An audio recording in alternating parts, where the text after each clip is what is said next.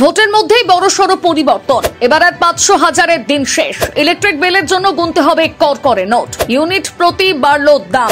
WBSE-DCL এর নয়া পরিবর্তন, মধ্যবিত্তের মাথায় হাত। দেখে নিন কত টাকা বাড়ল প্রতি ইউনিট। চলছে এপ্রিল মাস। এই মুহূর্তে যা গরম পড়েছে তাতে করে গোটা বঙ্গজুড়ে হাহাকার সৃষ্টি হয়েছে। তবে এই গরম থেকে বাঁচতে একমাত্র এসি, পাখা, কুলার ভরসা। তবে শুধু গরমেই কারেন্ট ব্যবহার করা হয় এমনটা নয়। আজকাল যে কোনো সময় কারেন্ট মানুষের কাছে অত্যন্ত গুরুত্বপূর্ণ একটা সম্পদ। সকলের বাড়িতে লাইট, পাখা, ফ্রিজ, এসি দেদার ব্যবহার করছে।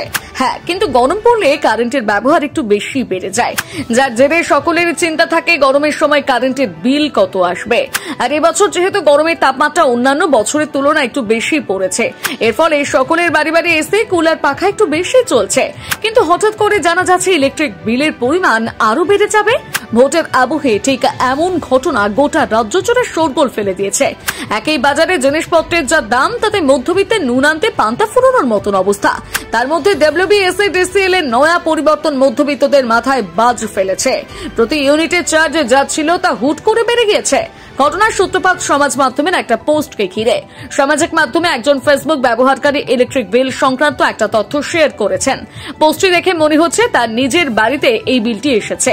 পোস্টটি শেয়ার করে তিনি লিখেছেন, ভোটের আগে WBSE-DCL এর তরফ থেকে নতুন উপহার দেওয়া হলো সকলকে। যদিও এটা উপহার বলা ভুল, মধ্যবিত্তদের জন্য বড় বাঁশ। পুরনো ইউনিটের চার্জ বদলে গিয়ে নতুন ইউনিটের চার্জ আনা হয়েছে ৯ টাকা ২২ পয়সা। সেই সাথে তিনি আরো লেখেন, এই চার্জ ২৮৯ ইউনিট বেশি কারেন্ট ব্যবহার করলে তখন আসত, কিন্তু এখন ১১৮ ইউনিট হলে চার্জ হয়ে দাঁড়াবে ৯ টাকা ২২ পয়সা। এই পোস্ট সামাজিক মাধ্যমে আসার পর রীতিমতন হইচই পড়ে গিয়েছে। বিশেষ করে মধ্যবিত্তদের মধ্যে চিন্তা শুরু হয়েছে। তবে এই পোস্টকে ঘিরে নানান লোকে নানান রকম মন্তব্য করেছেন। কেউ কেউ বলেছেন যে ভোটের আগে কারচুপি করা হচ্ছে না তো। আবার কেউ কেউ এই পোস্টের তীব্র বিরোধিতা করেছেন। আসলে তাদের মতে প্রতি বছর অর্থবর্ষের সময় নিয়ম অনুসারে নতুন ট্যারিফ রেট চার্জ আপডেট করা হয়। তবে সব সেকশনে ট্যারিফ রেট বেড়ে যায় এমনটা কখনোই নয়।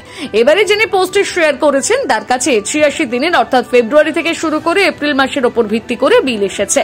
তার মধ্যে ৬০ দিনের পুরনো ট্যারিফ অনুযায়ী চার্জ কেটেছে, আর বাকি ৩০ দিনের ইউনিট এসেছে নতুন ট্যারিফের ওপর।